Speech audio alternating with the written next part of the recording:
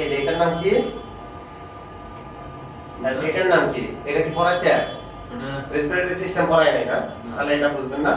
এটা হলো রেসপিরেটরি সিস্টেমের অর্গান, আর এটার নাম ট্রাকিয়া। এখন এই যে এটা যে গেছে এটা হলো ইসোফেগাস, ঠিক আছে? আর এই জায়গায় থাকে হলো স্টোমাক। এই যে স্টোমাকটা হলো এই যে এটা, এটার নাম হলো স্টোমাক। এইভাবে থাকে, হ্যাঁ ঠিক এইভাবে থাকে স্টোমাকটা, এই যে এইভাবে। তাহলে ইসোফেগাসটা এর সাথে লেগে গেছে, হ্যাঁ এটা হলো ইসোফেগাস। এই ইসোফেগাস দিয়ে খাদ্যটা এর ভিতরে ঢোকে, স্টোমাকে গিয়ে জমা হয়। দেখেন স্টোমাক ফাঁকা, কিন্তু ভিতরে ফাঁকা। তাহলে স্টোমাকের এটা হলো ওয়াল, আর ভিতরে যে ফাঁকা জায়গাটা এটা হলো লুমেন বলা হয়, লুমেন। স্টোমাকের লুমেন বা গ্যাস্ট্রিক লুমেন, আর এই ওয়ালটার নাম হলো গ্যাস্ট্রিক ওয়াল। তাহলে এখানে একটা স্ফিংক্টার আছে না, সেটার নাম হলো, এই স্ফিংক্টারের নাম হলো কি নাম? লোয়ার ইসোফেজিয়াল স্ফিংক্টার আছে, ইসোফেগাসের নিচের দিকে এখানে একটা স্ফিংক্টার আছে, এটার নাম হলো লোয়ার ইসোফেজিয়াল, আর উপরের দিকে একটা, সেটার নাম হলো আপার ইসোফেজিয়াল স্ফিংক্টার। এখন দেখেন যে এটা তো এইভাবে থাকে। এই যে এই অর্গানটার নাম হলো প্যানক্রিয়াস। এই যে এটা, ঠিক আছে? এইটুকু নাম হলো প্যানক্রিয়াস। আর প্যানক্রিয়াসের মাথায় এই যে অর্গানটা, এই অর্গানটার নাম হলো স্প্লিন। স্প্লিন মানে প্লীহা।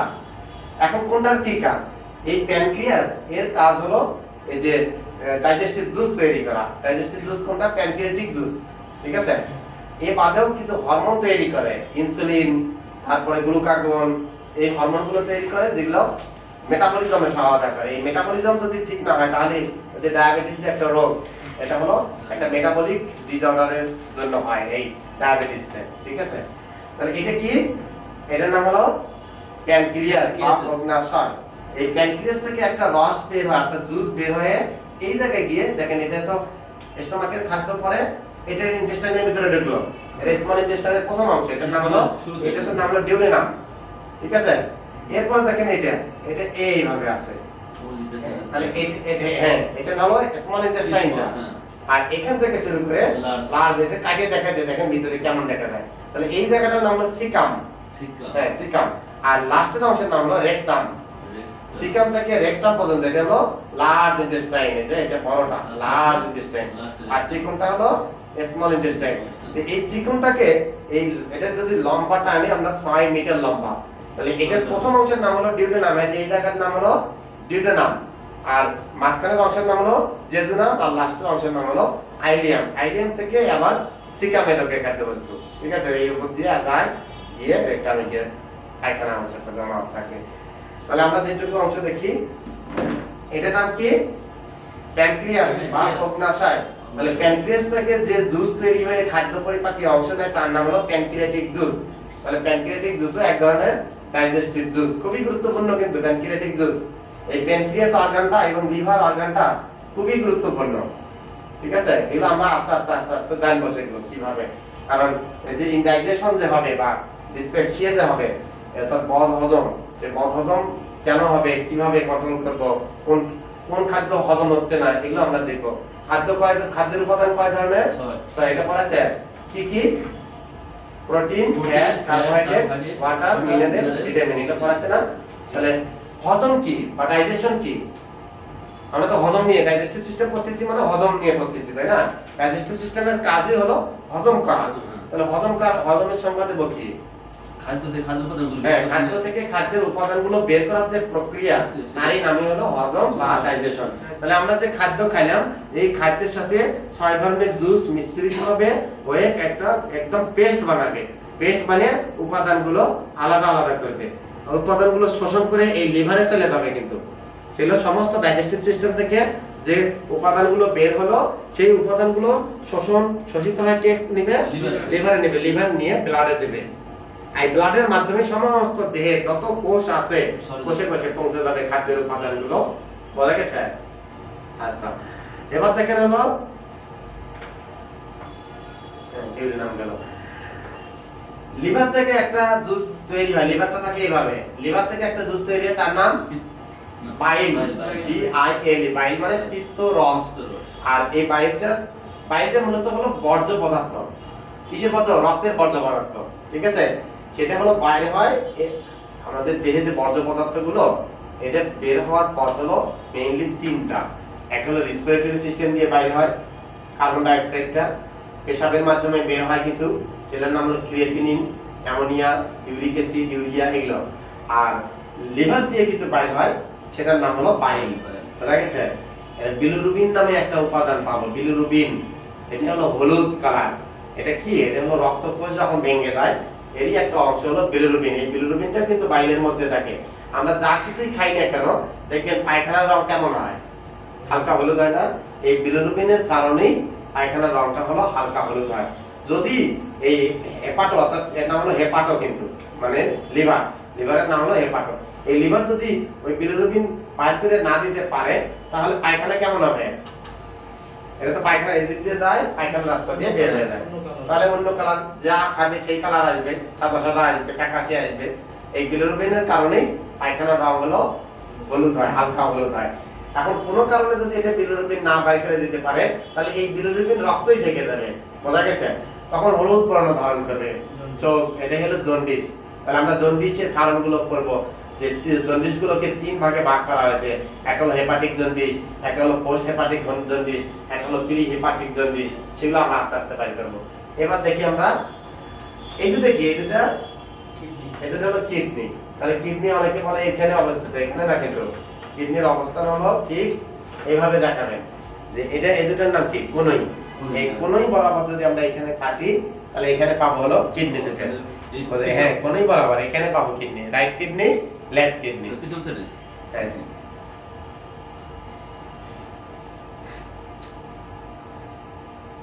হ্যাঁ, এখন যেটা যে উদ্দেশ্যে এটা নিয়ে আসা, দেখেন ব্রুনার্স মানে একজন বিজ্ঞানী, এই বিজ্ঞানী এই প্যানক্রিয়াস, ডিউডেনাম এই জায়গাটা নিয়ে সারা জীবন গবেষণা করছে।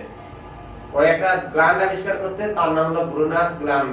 এই ব্রুনার্স গ্ল্যান্ডে এই ডিউডেনামের ওয়ালে থাকে। এই ওয়ালের যে মাসেলটা আছে, এই মাসেলে দেখা যায় ছোট ছোট কিছু গ্ল্যান্ড আছে, সেখান থেকে রস বের হয়। এই রস বের হয়ে খাদ্য পরিপাকে একটা গুরুত্বপূর্ণ ভূমিকা পালন করে। ঠিক আছে? এর নাম হলো ব্রুনার্স গ্ল্যান্ডের জুস। তাহলে ডাইজেস্টিভ জুস হলো 6 ধরনের। সারাদিনে কতগুলো জুস বের হয়? হ্যাঁ, 6 ধরনের। তো কিন্তু অ্যামাউন্ট কত, মানে পরিমাপ করলে, ওজন করলে এটা হলো 6.5 লিটার। 6.5 লিটারের চেয়ে বেশি, 600 মানে 6700 মিলিলিটার, অর্থাৎ 6 লিটার 700 মিলিলিটার। এতগুলো জুস বের হয় হলো। আর এটা খাদ্যের সাথে মিশে খাদ্য পরিপাকে অংশ নেয়। ক্লিয়ার আছে? সবার জন্য সমান না, কম বেশি আছে? হ্যাঁ, সবার জন্য পরিমাণ সমান না, কম বেশি আছে। খাওয়ার উপর নির্ভর না, খাওয়ার উপর নির্ভরিত। হ্যাঁ, এটা হলো অনেকগুলোর উপর নির্ভর করে। এক হলো খাওয়ার উপর নির্ভর, কেউ হলো পানি কম খাওয়ার অভ্যাস। এখন এটা তৈরি করে কি দিয়ে? এই রক্ত দিয়েই তো তৈরি করে, যত কিছু তৈরি হয় রক্তই তো এই কাঁচামাল সরবরাহ করে, তাই না? আর রক্ত এই কাঁচামালটা পায় কোথায়? এই যে ডাইজেস্টিভ সিস্টেম থেকে নিচ্ছে, আর ওদিকে অক্সিজেন নিচ্ছে হলো রেসপিরেটরি সিস্টেম থেকে, নিয়ে কাঁচামালগুলো সরবরাহ করে। একই দিয়েই তো এই জুসগুলো তৈরি হচ্ছে, একই দিয়েই হরমোন তৈরি হচ্ছে, এই যে পুরো বডি চলছে। হ্যাঁ, ভিটামিন তৈরি হচ্ছে। ভিটামিন তো সবগুলো তৈরি হয় না, একটা ভিটামিন তৈরি হয় দেহে। এবার আমরা আসি ডাইজেস্টিভ সিস্টেমে যে কমন ডিজিজ গুলো, সেগুলো।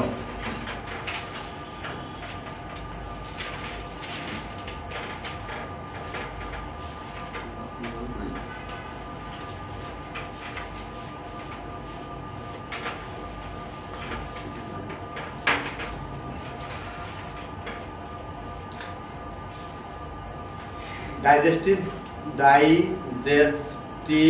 সিস্টেমের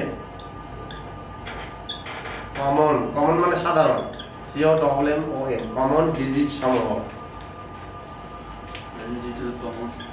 হ্যাঁ, ডাইজেস্টিভ সিস্টেমের কমন ডিজিজ সমূহ। 1 নম্বর হলো হাইপার অ্যাসিডিটি।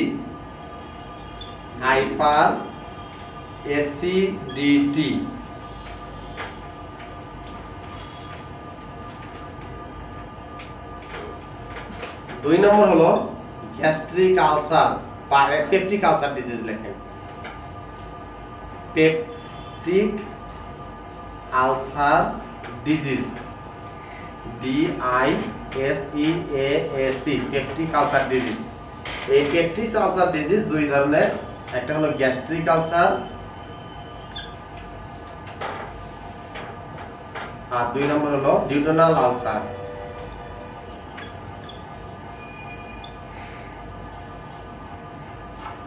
3 নম্বর ডিজিজটা এটা হলো ভমিটিং। ভমিটিং ভমিটিং হলো বমি হওয়া।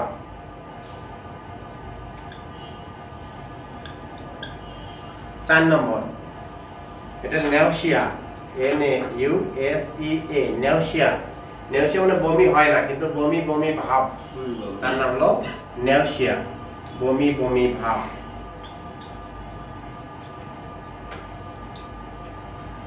5 নম্বর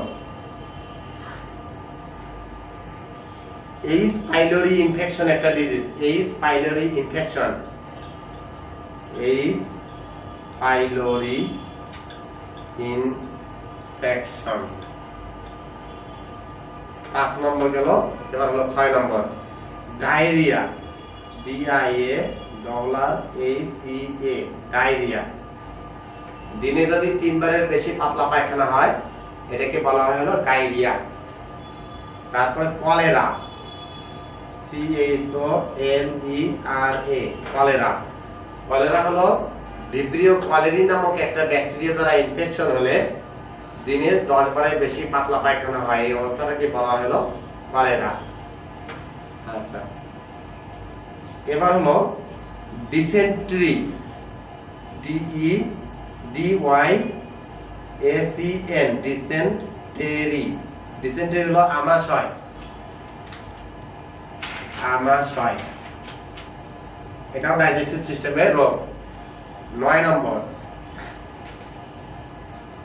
constipation, CONS, constipation, PATION, constipation মানে কোষ্ঠকাঠিন্য বা শরীর কষা হয়ে যাওয়া, পায়খানা শক্ত হয়ে যাওয়া। কনস্টিপেশন এটা হলো কোষ্ঠকাঠিন্য বলা হয় রোগটার নাম, কোষ্ঠকাঠিন্য।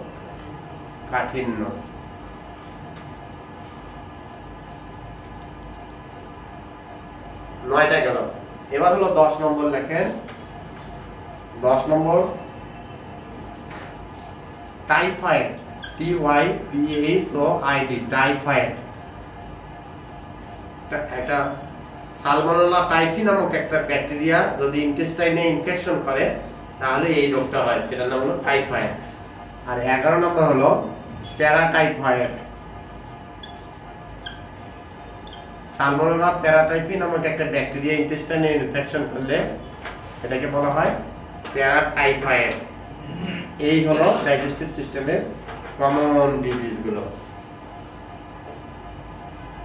তাহলে একটা আমরা আলোচনা করি, সেটা প্রথমটা হাইপার অ্যাসিডিটি। স্যার নিচে কি যে 9 নম্বরটা হ্যাঁ, আর একটা লেখেন 12 ডিসপেপসিয়া। ডিসপেপসিয়া মানে বদ হজম, হজম ঠিক না হওয়া, এটাকে বদ হজম। ডিসপেপসিয়া কি কি বললেন? ওই 9 নম্বরটা 9 নম্বরটা লেখছি হলো কনস্টিপেশন, CONSTIPATION, কনস্টিপেশন মানে কোষ্ঠকাঠিন্য বা শরীর কষা হয় যেটাকে আমরা বলি।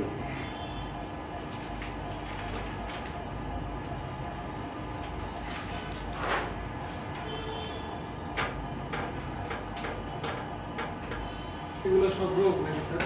হ্যাঁ, এগুলো সব ডিজিজ বা রোগ। হ্যাঁ ডাইজেশন সিস্টেমের রোগগুলো কমন।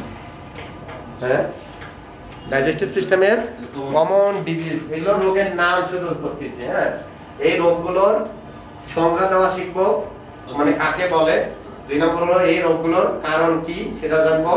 এই রোগগুলোর ক্লিনিক্যাল ফিচার কি? ক্লিনিক্যাল ফিচার হলো সাইন এবং সিম্পটমের সমষ্টিকে বলা হয় ক্লিনিক্যাল ফিচার। এই জিনিসটা বুঝে না সমস্যা। লক্ষণ, লক্ষণ আর চিহ্ন। সিম্পটম যেটা আগে একটা শব্দ উচ্চারণ হতো সিম্পটম, কিন্তু এখন কিন্তু সিম্পটমও উচ্চারণ হয় না, সাইনও উচ্চারণ হয় না, হয় হলো ক্লিনিক্যাল ফিচার। এই যে খেলার ফিচার দেখায় না, মানে একসাথে সবগুলো দেখায়, কে কত রান করছে কে, তাই না? ওটা হলো ফিচার। এই রোগের ফিচারটা কেমন এটাকে বলা হয় ক্লিনিক্যাল ফিচার। ক্লিনিক্যাল ফিচারের মধ্যে থাকে হলো সাইন এবং সিম্পটম। সিম্পটম হলো রোগী যেটা এসে বলবে যে আমার এই অসুবিধা হচ্ছে, এটা হলো, এটার নাম হলো সিম্পটম। আর ডাক্তারে যেটা পরীক্ষা করে পাবে সেটার নাম হলো সাইন। এই সিম্পটম আর সাইনের সমষ্টিকে বলা হয় ক্লিনিক্যাল ফিচার। তাহলে একটা রোগের সংজ্ঞা জানবো, রোগটার কারণ জানবো, ক্লিনিক্যাল ফিচার জানবো, তারপরে হলো চিকিৎসা জানবো, রোগটার কি চিকিৎসা, ঠিক আছে। এরপরে হলো যদি চিকিৎসা না করা হয় তাহলে কি জটিলতা হবে, ওটাকে বলা হয় কমপ্লিকেশন, বোঝা গেছে। তাহলে একটা ডিজিজের আমরা আরো কিছু শিখবো, সেটা হলো প্যাথোলজিক্যাল টেস্ট। যে টেস্ট কি দেবো, কিভাবে বুঝবো আমি, এমনি তো ধারণা করলাম এই রকম, কিন্তু টেস্ট করে কি পাবো, বোঝা গেছে। দেখছেন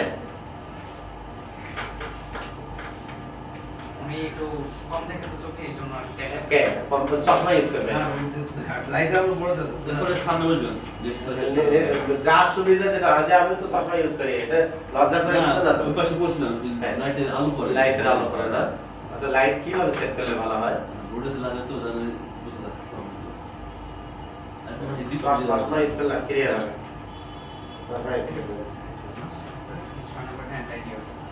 তাহলে দেখেন তো লিখছেন কিনা।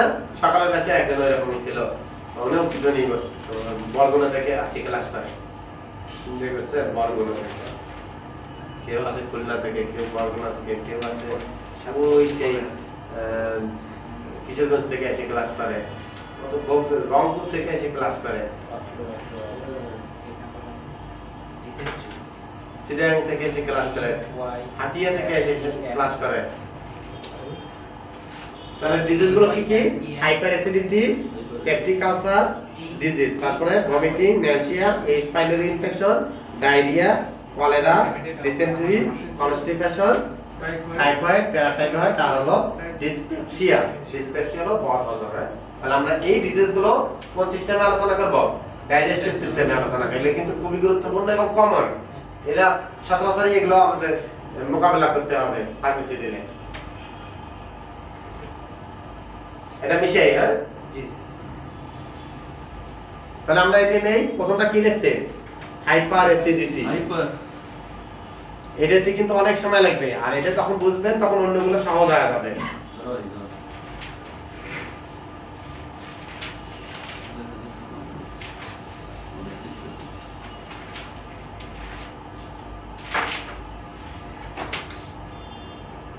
আমরা করব অনেক কিছু আলোচনা করব, কিন্তু লাস্টে পয়েন্ট কোনটা নেবেন, যে এটার কারণ কি, লক্ষণ কি, চিকিৎসা কি, এই কয়েকটা পয়েন্ট নেব, তাই না?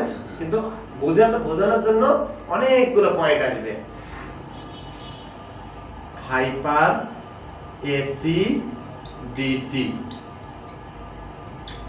Hyper acidity. আচ্ছা দেখেন তো আমি কি আর্ট করি।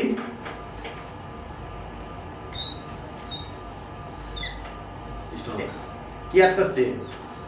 স্টোমাক আর্ট করছি না?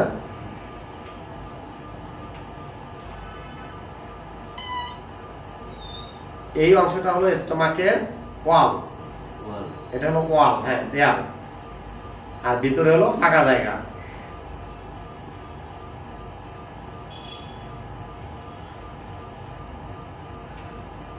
হয়েছে? আচ্ছা এই স্টোমাকের ওয়ালে, এই যে এটা স্টোমাক, হ্যাঁ এটা হলো ওয়াল, এটা ওয়াল, আর ভিতরে যে ফাঁকা জায়গাটা আছে সেটার নাম হলো লুমেন।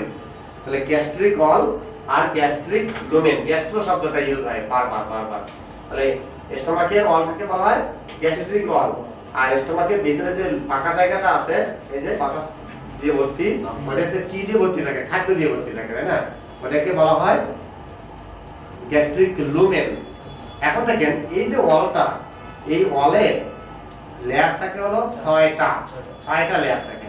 তাহলে এটা হলো একদম উপরে একটা লেয়ার, এটা 1 নম্বর, এটার নাম হলো সেরোসা বা সেরাস মেমব্রেন। সেরাস মেমব্রেন একটা পর্দা।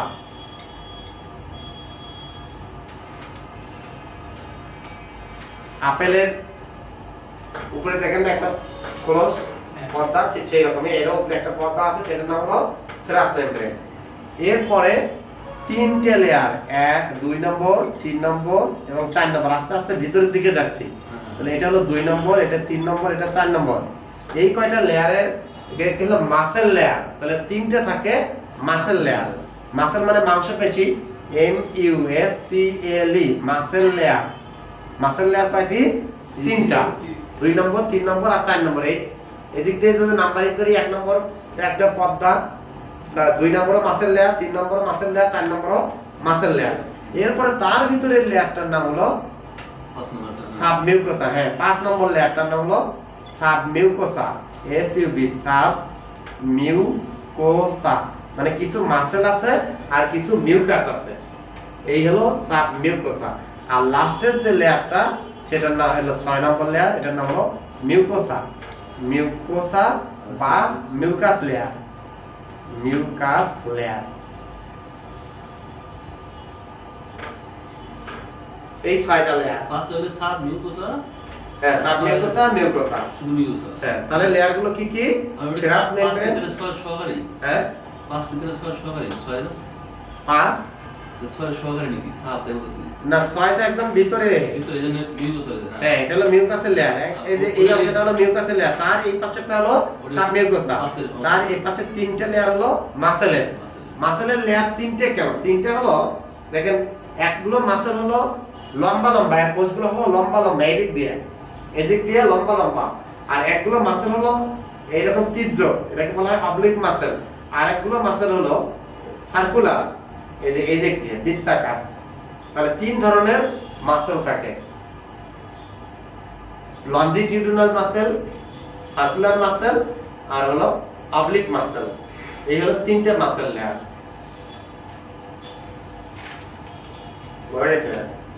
আমরা একটু আগে পড়ছিলাম না যে অর্গান কাটলে কি পাবো? টিস্যু পাবো। অর্গান কাটলে টিস্যু পাবো। এই যে একটা করে টিস্যু, এই লেয়ার গুলো একটা লেয়ার একটা টিস্যু। তাহলে এই প্রত্যেকটা লেয়ারের কোষগুলো আলাদা আলাদা, এর কোষগুলো এক ধরনের, এর কোষগুলো এক ধরনের, এর কোষগুলো এক ধরনের। তাহলে এগুলো প্রত্যেকটা একটা করে টিস্যু। এই অনেকগুলো টিস্যু নিয়ে কি হয়েছে? একটা অর্গান হয়েছে। আর এইরকম কয়েকটা অর্গান নিয়ে হয়েছে একটা সিস্টেম। এখন টিস্যুকে যদি আমরা ভাঙি তাহলে কি পাবো? কোষ পাবো। ঠিক আছে, কোষ পাবো। আর 2 কোষের মধ্যে একটা কিছু উপাদান পাবো, সেটাকে বলা হয় হলো ম্যাট্রিক্স। তাহলে সেল এবং ম্যাট্রিক্স, একটা টিস্যুতে থাকে সেল আর হলো ম্যাট্রিক্স। এখন এই জিনিসটা একটু লিখে নেন। Sell, CELL, sell. সেল মানে কোষ। দেহের গঠন ও কাজের একককে বলা হয় কোষ বা সেল। এই ইটকে কল্পনা করা হয় সেল হিসেবে। হ্যাঁ, সেল। সেল কিছু সেল দ্বারা গঠিত হয় টিস্যু, TISSUE, টিস্যু। টিস্যু মানে হলো কলা। কিছু টিস্যু দ্বারা গঠিত হয় অর্গান, আর কিছু অর্গান মানে অঙ্গ, আর কিছু অর্গান দ্বারা গঠিত হয় সিস্টেম।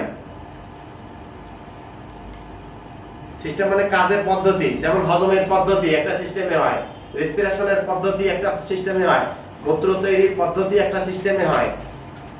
কাজের পদ্ধতি। এরপরে হলো বডি। বডি মানে দেহ।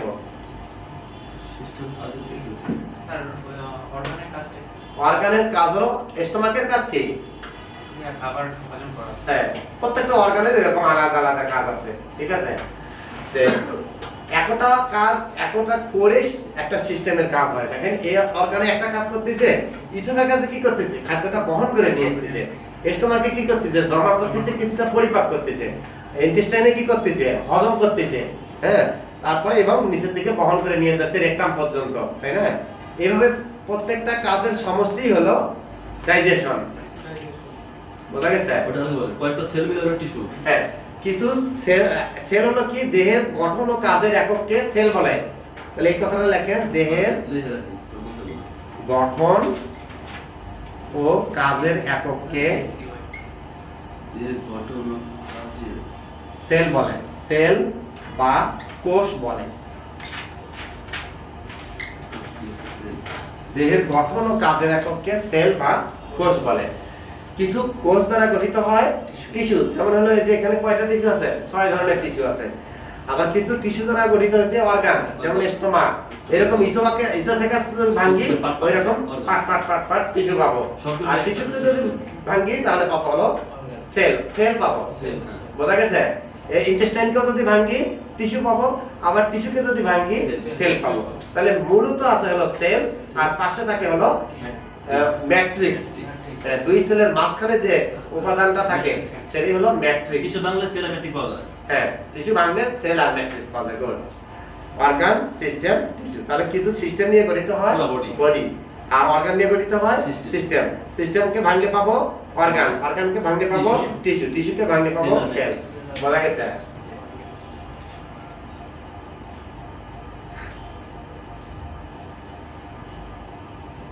এবার দেখেন হলো গ্যাস্ট্রিক জুস কি, গ্যাস্ট্রিক জুসের উপাদানগুলো কি কি। এবার প্রশ্ন,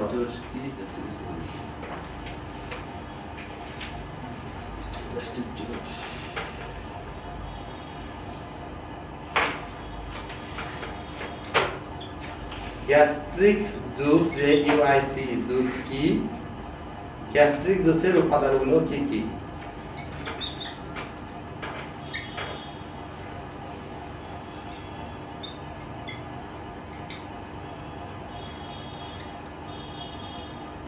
অ্যানসার প্রথম হলো গ্যাস্ট্রিক জুস। গ্যাস্ট্রিক জুস তো পড়ানো আছে, একজনের সঙ্গে দেন তো। গ্যাস্ট্রিক জুস কি?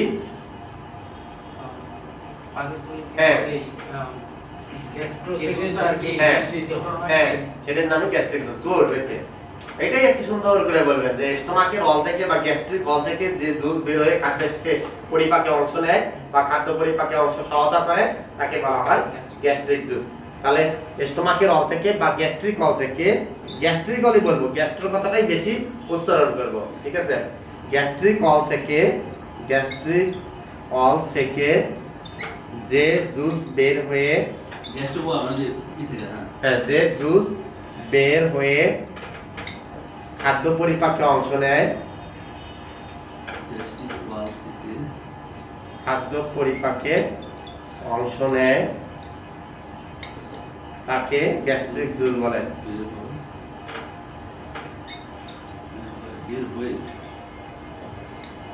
আর একভাবে বলতে পারি যে গ্যাস্ট্রিক জুস হচ্ছে এক ধরনের ডাইজেস্টিভ জুস যাহা স্টোমাকের অল থেকে বের হয়, এভাবে বলতে পারি, ঠিক আছে?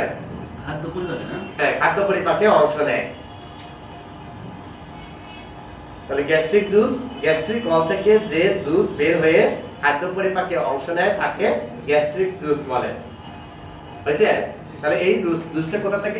এই অল থেকে বের হয়। এখন কোন অল থেকে, কোন লেয়ার থেকে? এই যে মিউকাসের লেয়ার থেকে বের হয়, অন্যগুলো কিন্তু না। মিউকাসের লেয়ারটা একদম কাছাকাছি না, এখান থেকে রসটা বের হয় মিউকাসের লেয়ার থেকে। আর সাবমিউকোসা যেটা ছিল ওটা, সাবমিউকোসা ওখান থেকে সামান্য পরিমাণে, কিন্তু মিউকাসের ইয়ে থেকে সবচেয়ে বেশি নিঃসরিত হয় হলো গ্যাস্ট্রিক জুস।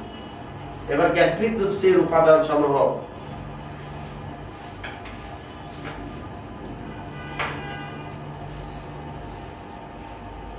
গ্যাস্ট্রিক GUIC জুসের উপাদান সমূহ, উপাদান সমূহ। এক নম্বর উপাদান হলো পেপসিন, PEPSIN, পেপসিন। দুই নম্বর উপাদান হলো হাইড্রোক্লোরিক অ্যাসিড, হাইড্রোক্লোরিক অ্যাসিড। আর তিন নম্বর হলো ওয়াটার, ওয়াটার মানে পানি।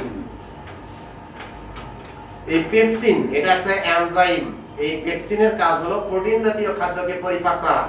এটা ব্র্যাকেটে একটু লিখে রাখেন। পেপসিন কি? পেপসিন হচ্ছে একটা এনজাইম, ইহা প্রোটিন জাতীয় খাদ্যকে পরিপাক করে। ইহা একটি এনজাইম, ENZYME, এনজাইম। পেপসিনটা লিখব না? ইহা পেপসিন লিখে লিখতেছি। পেপসিন ইহা একটি এনজাইম, ENZYME, এনজাইম। ইহা প্রোটিন জাতীয় খাদ্যকে পরিপাক করে। প্রোটিন জাতীয় খাদ্যকে পরিপাক করে।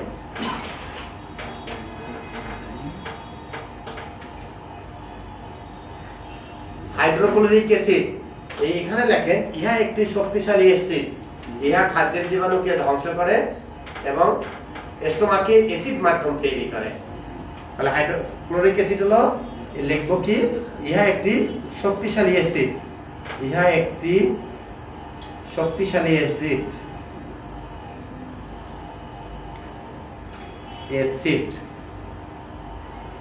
ইহা খাদ্যের জীবাণুকে ধ্বংস করে, খাদ্যের ভিতর যদি জীবাণু থাকে সেটাকে ধ্বংস করে, খাদ্যের জীবাণুকে ধ্বংস করে এবং খাদ্য কি লিখবো খাদ্য পরিপাকে অংশ নেয়।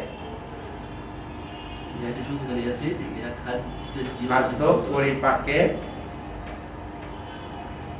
সহায়তা করে, সহায়তা লেখে, সহায়তা করে। ঠিক গেল। আর ওয়াটার হলো দ্রাবক হিসেবে কাজ করে। এখন দ্রাবক কি এটা একটু আইডিয়া নেন।